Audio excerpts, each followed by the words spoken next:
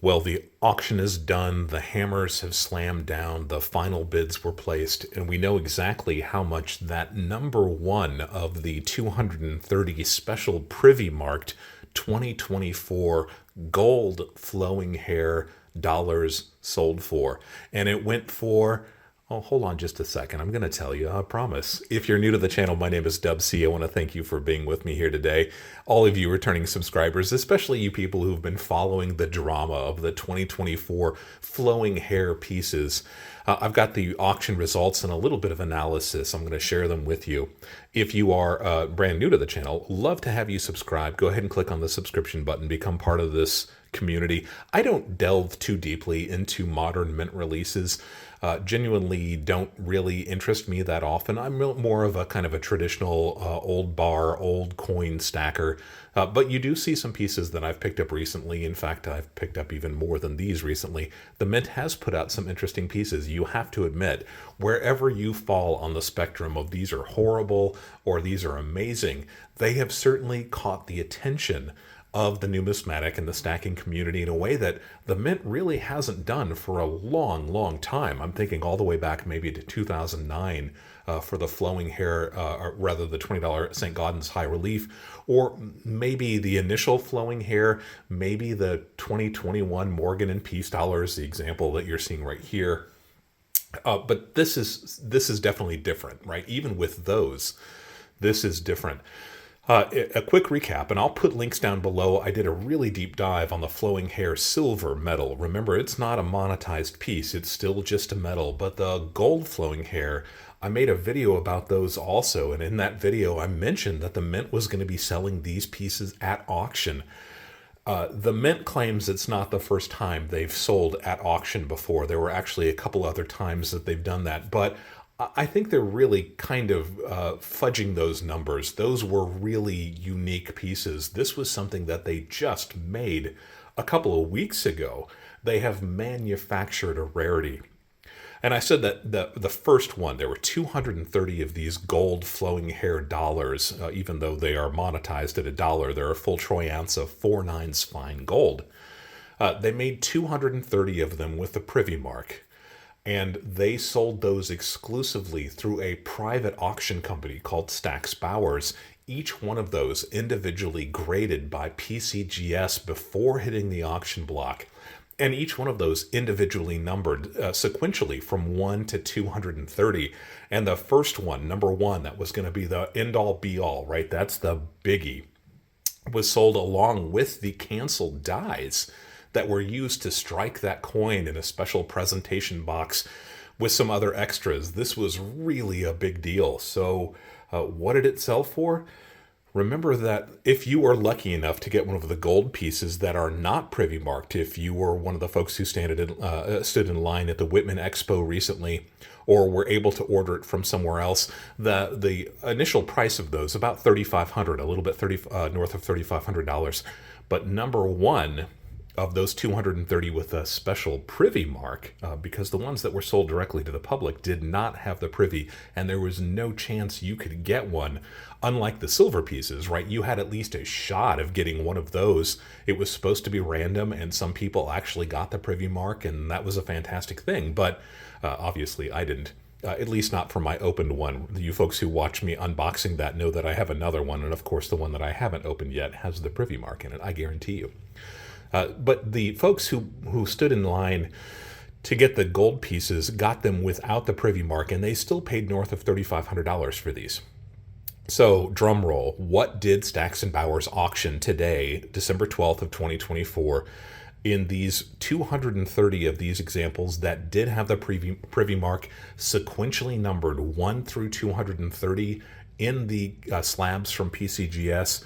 When I made the video about the golden hair, the gold flowing hair, and I said that this one was going to be coming up for auction very soon, at that point, a few weeks in the past, it had been bid up to $170,000. If you remember watching that video, if you haven't watched it, go back and watch it. I touch on some really interesting things in that video too. All right, drum roll. Number one sold for $440,000.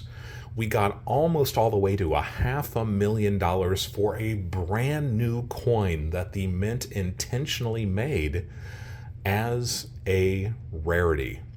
I think this is unprecedented. The price doesn't surprise me. As I said in the original video, it could go up to $500,000. It could go to $1 million even.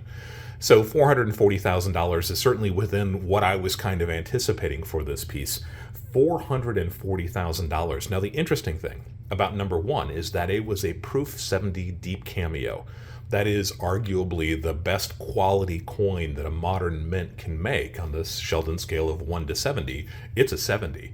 And if you're talking about a proof coin, it's a proof. And in this case, it is a Proof 70 with the deep cameo designation. If you are a fan of cameo proof coins, you've got some reverse proofs here, but you get kind of the idea of what a cameo looks like. It's that black and white contrast. These pieces were made to have that cameo contrast.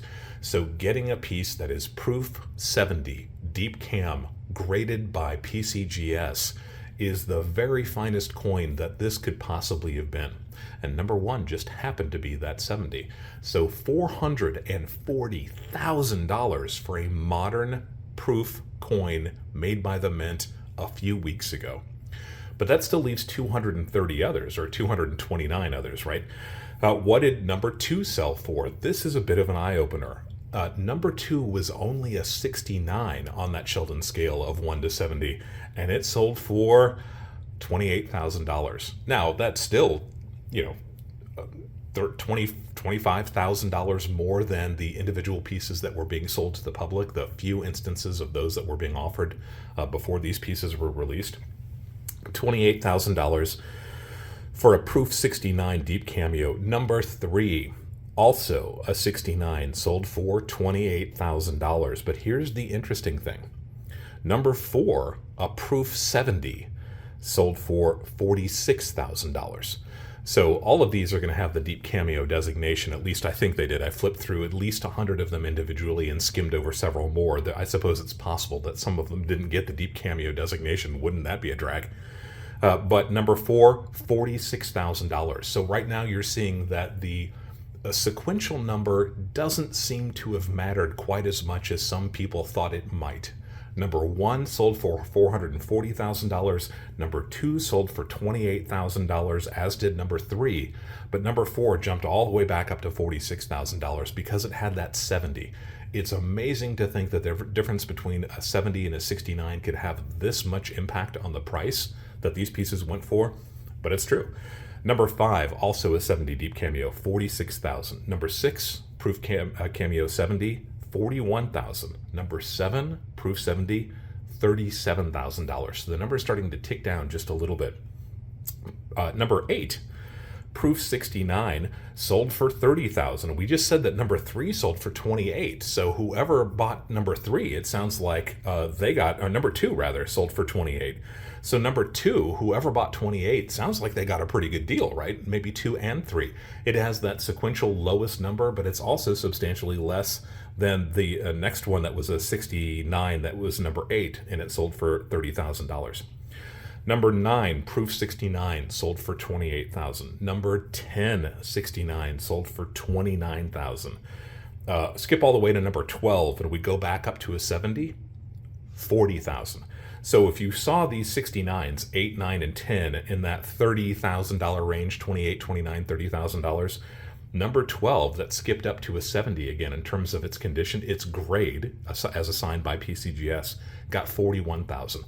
So it is crystal clear, at least I believe it is on my initial analysis of these records, that the 70s, no matter where they fell on that sequential order of 1 to 230, substantially higher than the 69s, no matter where the 69s fell on that sequential order. Interesting. When these pieces are being released, they are modern mint pieces, and really pieces that are struck in this small of a number should really all have been a 70. But it's interesting to note that PCGS was being incredibly strict on these pieces and was apparently having no problem at all in calling some 70s and some 69s. And in the case of the 69s, it looks like the value was about $10,000 less by and large compared to the 70s. A few extra thoughts about this. All of the 70s seem to be in about that $40,000 range. I skipped through about 100, but the interesting thing is that I went all the way to number 230. I went ahead and skipped all the way to the very last one. That very last one, 230, which was a Proof 70 Deep Cameo, sold for 90,000. So number one, and I think 230 were the highest price pieces of this entire group. Isn't that interesting? Isn't that fascinating that the person that wanted the last one paid more than just about any of them?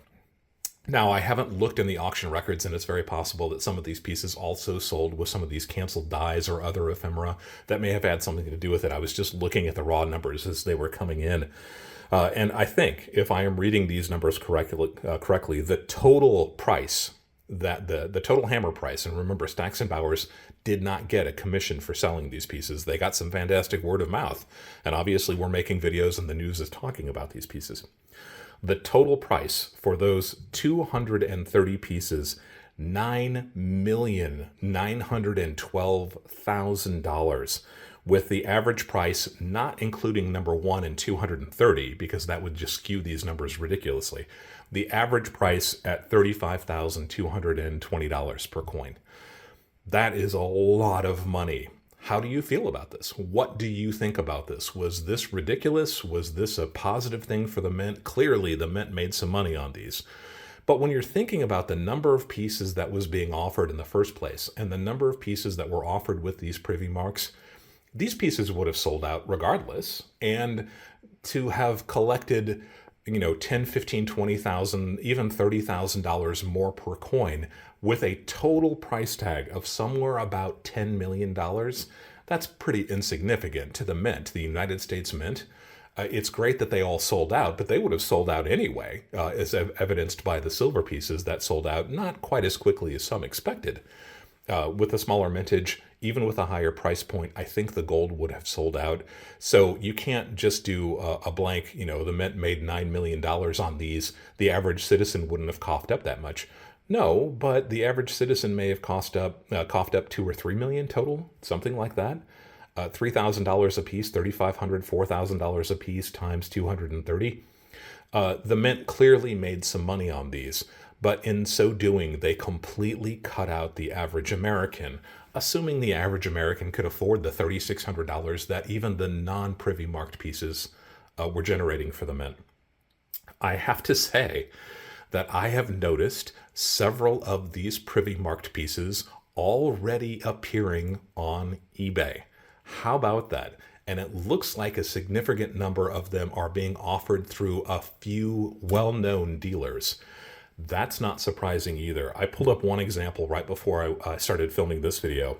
And number 14, remember that's number 14 out of 230, sold for $38,000 in today's auction. Today's auction, this morning or afternoon's auction, depending on where you were, is already listed on eBay at $60,000 or best offer.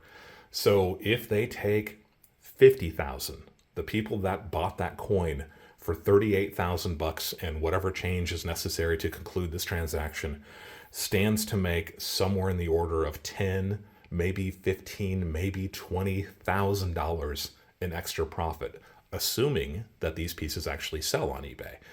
And I kind of have a feeling that they're going to. Maybe not quite for the huge dollars that these folks are asking. Maybe we'll see those prices drop dramatically over the coming week or two or three. But then again, if you're in an exclusive club where only 230 people get to enter, maybe there's enough demand that these prices are going to stay high. Let me know your thoughts. Let me know what you're thinking about this. I have doubts, right? I have questions. Something about this just doesn't seem right to me. I don't have a problem with the U.S. Mint offering pieces through Stacks Bowers. I don't have a problem with Stacks Bowers offering these pieces. They are a legit company, and I have a lot of respect for Stacks Bowers. But something about the way this worked, the way that this happened, the way that the United States Mint, which is theoretically something that is all of ours as American citizens, was intentionally producing a piece that we, generally speaking, would never be able to afford, even if we could afford the gold value contained within. something about it doesn't seem egalitarian, right? Something about it seems less than democratic, and it kind of sticks in my craw a little bit. Let me know your thoughts down below.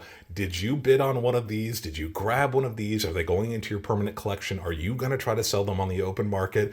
Regardless of what you may have heard about Old Dub C, I did not even bid on one of these pieces. It was not something I was interested in, other than as an observer and somebody that can report it on YouTube and kind of throw in some thoughts and a little bit of background. If you have questions about this, by all means, leave it down below. If you have thoughts about this, I encourage everybody to read through the comments. Please keep it civil. This is already a done deal. There's nothing we can do about it now. But I'd love to hear other people's thoughts about this. If you didn't see the video that I made specifically about the silver piece, and I did a really nice deep dive, at least I think I did, I'm going to leave that link down below. You can spend some time going through that and learning a little bit more about the coin that inspired this entire craze that's happened in the last couple of months here in the numismatic and stacking field. I'll leave a link down below to the initial video that I did about the gold pieces too, when I started talking about this inevitability, that this was coming up and it was going to be an interesting train wreck, if nothing else, to watch. So you can kind of go back through, see what my thoughts were before the sale that actually happened today, compare and contrast and see what I got right and see what I got wrong. And if you have suggestions for other videos or video series you'd like to see me make, by all means, leave that comment down below too. And if I make a video or video series based on your suggestion, I'll give you a great big shout out. If you haven't yet subscribed to the channel, love to have you click on that subscription button, hit the notification button and the like button too. I'd really appreciate it. Love to have you be part of this community. Always be learning.